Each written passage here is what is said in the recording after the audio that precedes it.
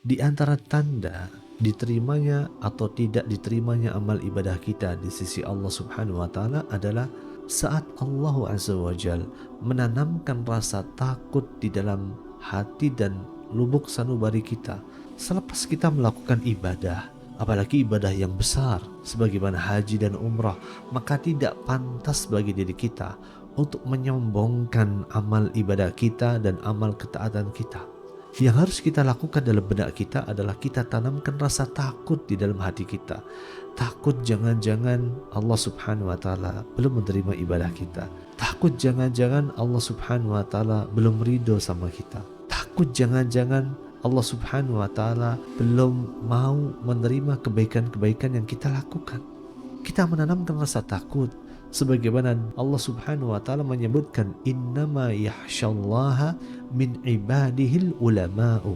Sungguh orang yang paling takut kepada Rabbnya, kepada Allah Subhanahu wa taala di antara para hambanya adalah para ulama.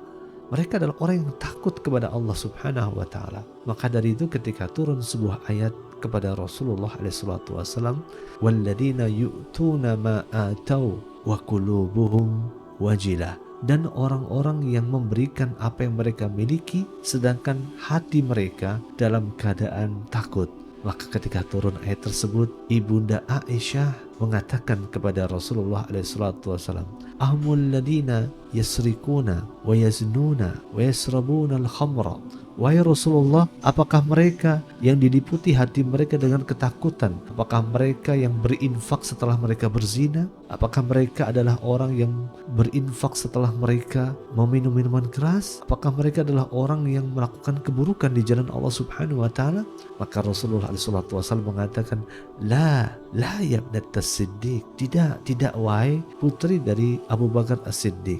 Humul ladina yusalluna wa yasumuna wa yatasaddaquna. Mereka adalah orang-orang yang salat, orang-orang yang berpuasa, orang-orang yang bersedekah di jalan Allah Subhanahu wa taala.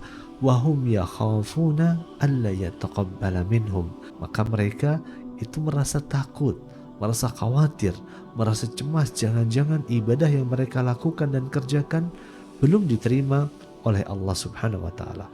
Maka sepulang kita dari haji, sepulang kita dari umrah, kita tidak boleh membanggakan ibadah kita, karena kita nggak pernah tahu apakah ibadah kita diterima oleh Allah Subhanahu wa taala ataukah tidak.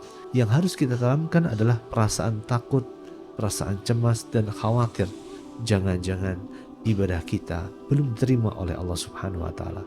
Jikalau perasaan itu ada pada diri Anda, maka sebuah kabar gembira buat Anda, dan semoga Allah Subhanahu wa taala sudah ridho kepada Anda dan ridho dengan ibadah yang Anda lakukan.